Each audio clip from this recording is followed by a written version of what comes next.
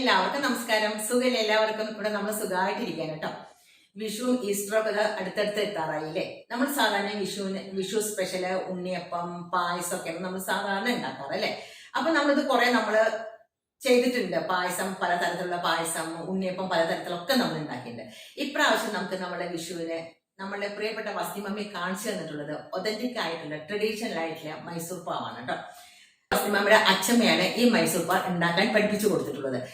എന്നാണോ അച്ഛമ്മ ഉണ്ടാക്കാൻ പഠിപ്പിച്ചത് അന്ന് തൊട്ട് ഇന്നോളം വസ്തിമാമി ഒരേ രീതിയിലാണ് വസ്തിമാമി മൈസൂർ പാവ് ഉണ്ടാക്കാറുള്ളത്. അതായത് അതേ അളവ് വെച്ചിട്ടാണ് മാമി മൈസൂർ പാവ് ഉണ്ടാക്കാറുള്ളത്.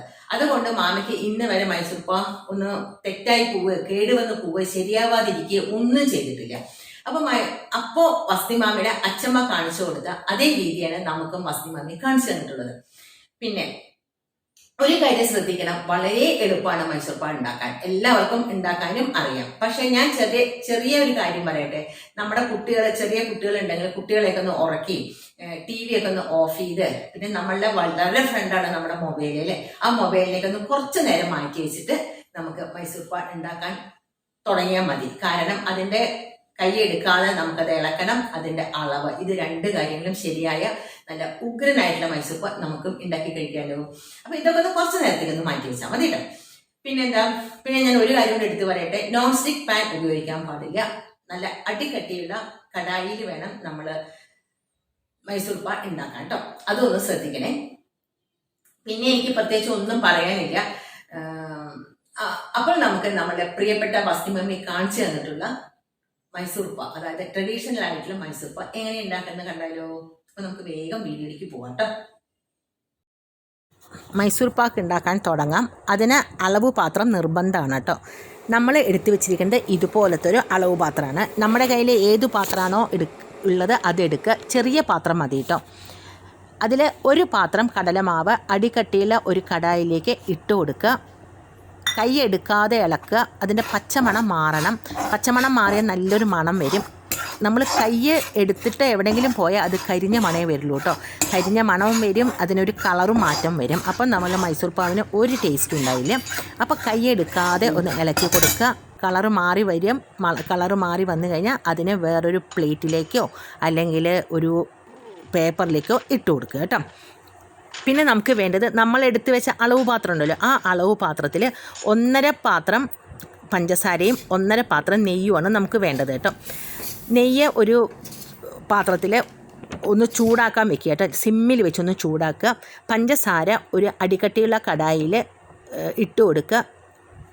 പഞ്ചസാര മൂടുന്ന വരെ വെള്ളം ഒഴിച്ചു കൊടുക്കുക. ഒരുപാട് വെള്ളം വാരി കോരി ഒഴിക്കരുത്. മൂടുന്ന വരെ വെള്ളം ഒഴിച്ചു കൊടുക്കുക. ഒറ്റ കമ്പി പദം എന്നൊക്കെ പറയില്ല, സ്ട്രോങ് ആയിട്ടുള്ള ഒറ്റ കമ്പി പദം ആ പരുവത്തിൽ ആവണം. നമുക്ക് തൊട്ട് നോക്കിയാൽ അറിയാം. ഒരു ലൈനായിട്ട് നമ്മുടെ കയ്യിലേക്ക് വരും. നല്ല പോലെ ഒന്ന് ഒട്ടണം കേട്ടോ. അതാണ് അതിൻ്റെ പാകം. ഒട്ടാൻ തുടങ്ങിയാൽ സിറപ്പ് റെഡിയായി എന്ന് നമുക്ക് പറയാം. ചൂടാക്കി വെച്ച കടലമാവ് ഉണ്ടല്ലോ, ആ കടലമാവ് അതിലേക്ക്, അതായത് ആ പഞ്ചസാര പാനിയിലേക്ക് ഇട്ട് കൊടുക്കുക.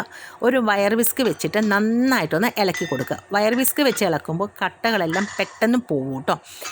ഇനി വയർ വിസ്ക് ഇല്ലയെന്ന് വിചാരിച്ചിട്ട് ഉണ്ടാക്കാതിരിക്കരുതേ. ഒരു ചീഞ്ചട്ടി വെച്ചിട്ടോ ഒരു കയ്യിൽ വെച്ചിട്ട് ഒന്ന് ഇളക്കി കൊടുത്താൽ മതി കേട്ടോ. എന്നാലും ആ കട്ടകളെല്ലാം പോയി കിട്ടും. നെയ്യ് അവിടെ ഒരു പാത്രത്തിൽ ഇങ്ങനെ ചൂടായി കൊണ്ടിരിക്കുന്നുണ്ട്. നെയ്യ് അവിടെ ഇരിക്കട്ടെ.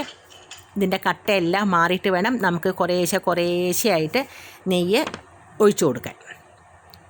കട്ടകളെല്ലാം മാറി നമ്മൾ കുറേശ്ശെയായിട്ട് ചൂടുള്ള നെയ്യ് ഒഴിച്ചു കൊടുക്കുകയാണ്. അപ്പോൾ ഇങ്ങനെ കണ്ടോ, മുരിഞ്ഞിങ്ങനെ വരുന്നത്. അതുപോലെ ഇങ്ങനെ പതഞ്ഞ് വരട്ടെ കേട്ടോ. ഇങ്ങനെ നന്നായിട്ട് പതഞ്ഞ് വന്നാൽ ഇങ്ങനെ പതഞ്ഞൊക്കെ വന്നാലേ ഹോൾസ് ഉണ്ടാവുള്ളൂ. അതാണ് ഇങ്ങനെ നെയ്യ് എപ്പോഴും ചൂടോടുകൂടി ഒഴിക്കണമെന്നും പറയുന്നത്. ഇങ്ങനെ കടലമാവെല്ലാം നെയ്യിൽ കടന്നിങ്ങനെ വെന്ത് വരട്ടെ കേട്ടോ. എല്ലാം കൂടി ഒരുമിച്ച് കോരി ഒഴിക്കരുത്. നെയ്യ് കുറേശ്ശെയായിട്ട് ഒഴിച്ചു കൊടുക്കുക. നന്നായിട്ട് ഇളക്കി കൊടുക്കുക. നെയ്യ് ഇങ്ങനെ കുടിച്ച് നെയ്യ് ഇങ്ങനെ കുറഞ്ഞു വരും. അപ്പോൾ വീണ്ടും ഒഴിച്ചു കൊടുക്കുക. ഈ സമയത്ത് കുറച്ച് ആഴമുള്ള ഒരു പാത്രത്തിൽ നെയ്യ് ഒന്ന് ഗ്രീസ് ചെയ്ത് വെക്കുക. ഇപ്പോൾ നോക്കൂ, കടലമാവെല്ലാം ഡബിളായിട്ട് വന്നില്ലേ, ഇങ്ങനെ ആവും. നെയ്യ് കുടിച്ച് കടലമാവെല്ലാം വെന്തും കിട്ടും. ഇങ്ങനെ ആഴമുള്ള ഒരു പാത്രത്തിൽ ഗ്രീസ് ചെയ്ത് വെക്കുക. നമ്മളുടെ കേക്ക് ട്രേ ആയിരിക്കും കേട്ടോ അതിന് നന്നാവുക. പിന്നെ സൈഡിൽ നമ്മളെ കടായിലെ സൈഡിലുള്ള കടലമാവെല്ലാം ഒന്ന് എടുത്ത് നടുവിലേക്ക് ആക്കി കൊടുക്കുക. ഈ സമയത്തൊക്കെ അടുക്കള മൊത്തം മണമായിരിക്കും, നെയ്യിൻ്റെ മണവും കടലമാവിൻ്റെ മണവും. ഇപ്പം തന്നെ മൈസൂർ പാവിൻ്റെ മണം ശരിക്കും കിട്ടും നമുക്ക് കേട്ടോ. നന്നായിട്ട് ഇതുപോലെ കൈയെടുക്കാതെ ഇളക്കി കൊടുക്കണേ. വീണ്ടും നമ്മൾ കുറച്ചും കൂടി നെയ്യ് ഒഴിച്ചു കൊടുത്തു. നമുക്കത് കണ്ടാൽ അറിയാം, നെയ്യൊക്കെ ഇങ്ങനെ കുടിച്ചിട്ട് നെയ്യെല്ലാം ഇങ്ങനെ വറ്റി വരില്ലേ. വീണ്ടും ഒഴിച്ചു കൊടുക്കുക. ഇതേപോലെ ചെയ്യുക. അവസാനം ആകുമ്പോൾ അതങ്ങനെ പാല് പോലെ ഇങ്ങനെ പൊന്തി വരും.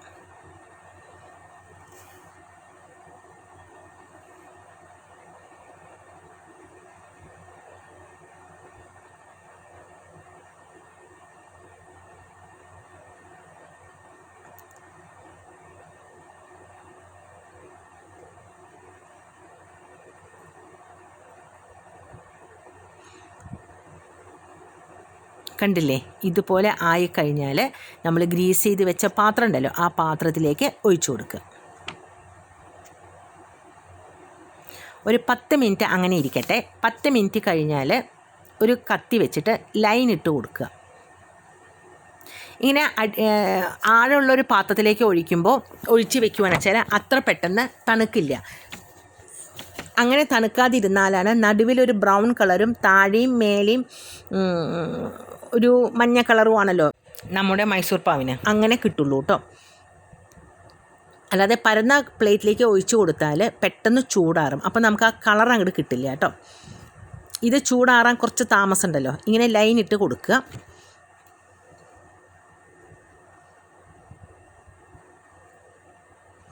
ഇനി അവിടെ ഇരുന്ന് നന്നായിട്ടൊന്ന് തണുക്കട്ടെ. വെറുതെ ഒന്നിങ്ങനെ മോൾ ഭാഗത്തൊന്ന് ഇതൊന്ന് ശരിയാക്കി കൊടുക്കാൻ മാത്രമേ ആവുള്ളൂ. അമർത്തി ചെയ്യരുത്. അമർത്തി ചെയ്താൽ അതിൻ്റെ ഹോൾസ് എല്ലാം പോയി കിട്ടും. വെറുതെ ആയിട്ടൊന്ന് ടാപ്പ് ചെയ്ത് കൊടുത്താൽ മതി കേട്ടോ. ഇനി അവിടെ ഇരുന്ന് നന്നായിട്ട് അങ്ങോട്ട് തണുക്കട്ടെ.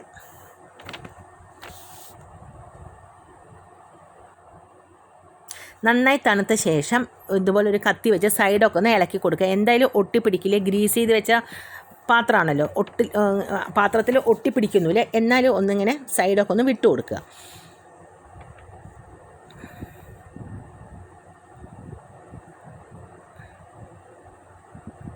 ഇനി ഇതുപോലെ എന്തെങ്കിലും ഒരു പ്ലേറ്റ് വെച്ചാലും മതി. ആ പ്ലേറ്റ് വെച്ചിട്ടൊന്ന് തിരിച്ചു കൊടുത്താൽ കണ്ടോ, പെട്ടെന്ന് അങ്ങോട്ട് വിട്ടുപോരും. ഒട്ടും ഒട്ടിപ്പിടിച്ചിട്ടില്ല, കണ്ടോ. ഇനി നന്നായിട്ടൊന്ന് മുറിച്ചെടുക്കുക.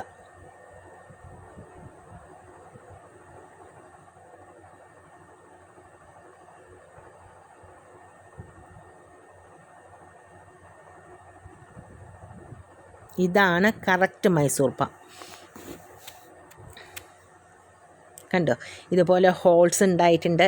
നല്ല ടേസ്റ്റ് ഉണ്ട്. അതിൻ്റെ കളറ് കണ്ടോ, നടുവിൽ ഒരു ലൈറ്റ് ബ്രൗൺ കളറും വരും, താഴത്തും മുകളിലും ഒരു മഞ്ഞ കളറും വരും. കണ്ടോ, ഇങ്ങനെയാണ് മൈസൂർ പാവ് കിട്ടേണ്ടത്. അസലായിട്ടില്ലേ കാണാൻ? ഇങ്ങനെയല്ലേ ട്രഡീഷണലായിട്ടുള്ള മൈസൂർ പാവ്?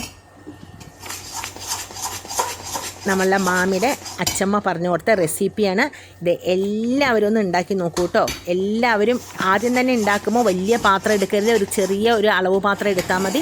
എന്നിട്ട് ഉണ്ടാക്കി നോക്കിയാൽ മതി കേട്ടോ. ആ അളവ് പാത്രത്തിൽ തന്നെ നമ്മൾ പഞ്ചസാരയും നെയ്യും കടലമാവും എടുക്കണം. ഡിസ്ക്രിപ്ഷൻ ബോക്സ് നോക്കാൻ മറക്കരുത്. ഡിസ്ക്രിപ്ഷൻ ബോക്സിൽ നമ്മൾ ഡീറ്റെയിൽ ആയിട്ട് നമ്മൾ കൊടുക്കുന്നുണ്ട്. ഇനി ഞാൻ ഇതിൽ പറയാൻ എന്തെങ്കിലും വിട്ടുപോയിട്ടുണ്ടെങ്കിൽ ഡിസ്ക്രിപ്ഷൻ ബോക്സിൽ നോക്കിയാൽ നിങ്ങൾക്ക് മനസ്സിലാക്കാനും പറ്റൂ കേട്ടോ. അപ്പോൾ എല്ലാവരും ഒന്ന് ട്രൈ ചെയ്ത് നോക്കണേ. ആദ്യം ഉണ്ടാക്കുന്നവരൊക്കെ ഒരു ചെറിയ അളവ് പാത്രം എടുത്തിട്ട് ഉണ്ടാക്കിയാൽ മതി കേട്ടോ. അപ്പോൾ നമുക്ക് ഇനിയിപ്പോൾ സപ്പോസ് ശരിയായില്ലെങ്കിലും വേസ്റ്റായി പോവില്ലല്ലോ ഒരുപാട് സാധനങ്ങൾ. അപ്പോൾ അത് ആദ്യം ഒന്ന് ശ്രദ്ധിക്കണേ എല്ലാവരും. അപ്പോൾ എല്ലാവരും ഒന്ന് ട്രൈ ചെയ്ത് നോക്കൂ. ഇതേ അളവിൽ നമ്മൾ ഉണ്ടാക്കുകയെന്ന് വെച്ചാൽ ഒരിക്കലും തെറ്റാതെ നമുക്ക് നല്ല ട്രഡീഷണലായിട്ടുള്ള നമ്മളുടെ മൈസൂർ പാവ് നമുക്ക് കഴിക്കാൻ പറ്റും. അപ്പോൾ അത് എല്ലാവരും ഒന്ന് ഇപ്രാവശ്യത്തെ വിഷുവിന് ഒന്ന് ഉണ്ടാക്കി നോക്കൂ കേട്ടോ. കുട്ടികൾക്കൊക്കെ ഇഷ്ടമല്ലേ മധുരമൊക്കെ. അപ്പോൾ അടുത്ത വീഡിയോയിൽ കാണുന്നവരെ ബൈ.